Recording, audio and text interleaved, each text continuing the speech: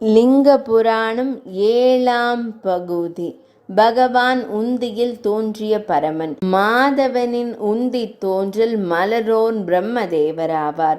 மாதவருக்கும் மலரோனுக்கும் ஏற்பட்ட போட்டி பற்றி ஏற்கனவே கண்டோம். அப்போது திருமால் பிரம்மதேவரிடம், உலகை படைப்பவன் அவன் என்றால் ஈரேழு உலகங்களையும் அவன் உதிரத்தில் காட்ட முடியுமா என்று கேட்டு பிரம்மதேவர் வாய்வழி சென்று அவர் வயிற்றில் சகல புவனங்களையும் கண்டு திருப்தி பெற்றவனாய் வெளிவந்தார்.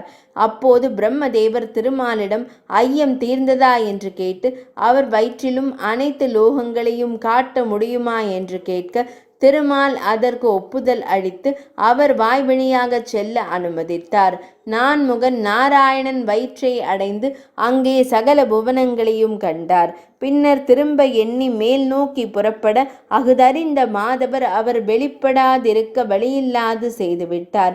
வெளியில் செல்லும் வழியை அடைய முடியாமல் சுற்றி சுற்றி களைத்து விட்டார் பிரம்மதேவர். அப்போது மாதவரின் தொப்புள் குழியிலிருந்து தாமரை மலரின் தண்டை கண்டார். தன் உடலை அணுவாக்கி கொண்டு தண்டின் வழியே மேலே ஏறி வந்தார் பிரம்மதேவர். மேலே வந்ததும் மொட்டின் மீது வெளிப்பட்டு மலர் மேல் அமர்ந்தார்.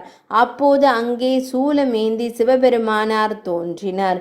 ஆனால் அவரை அடையாளம் தெரியாமல் பிரம்மதேவர், நான் வெளிவர முடியாமல் வழிகளை மறைத்தது மட்டுமின்றி புதிய தோற்றத்துடன் நிற்கிறாயா நீ என்று திருமாலை கேட்பதாக எண்ணி ஈசனாரிடம் கேட்டார். அது கேட்டு திருமால் பிரம்மதேவரிடம் அவர் பெருமையை அறிய தானே வழிகளை அடைத்ததாகவும் அவரை தன் மகனாக கமலத்தில் இருத்தி கொள்ளவே அவ்வாறு செய்ததாகவும் மாலவர் மலரவனிடம் கூறினார். அப்பொழுது தன் எதிரில் இருக்கும் அப்புருஷன் யார் என்று பிரம்மதேவர் கேட்க, நாராயணன், இவருக்கு நிகர் இவரே, இவரை தவிர வேறு தலைவர் இல்லை, சகல ஜீவராசிகளுக்கும் இவரே உயிராக விளங்குகிறார் என்றார்.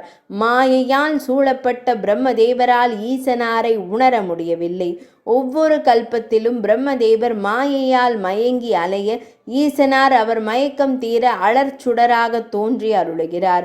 இனியாவது ஈசனாரை உணர்ந்து அவரை தொழுது அருள் பெறுவாய் என்று மாதவன் பிரம்மதேவருக்கு அறிவுரை வழங்கினார்.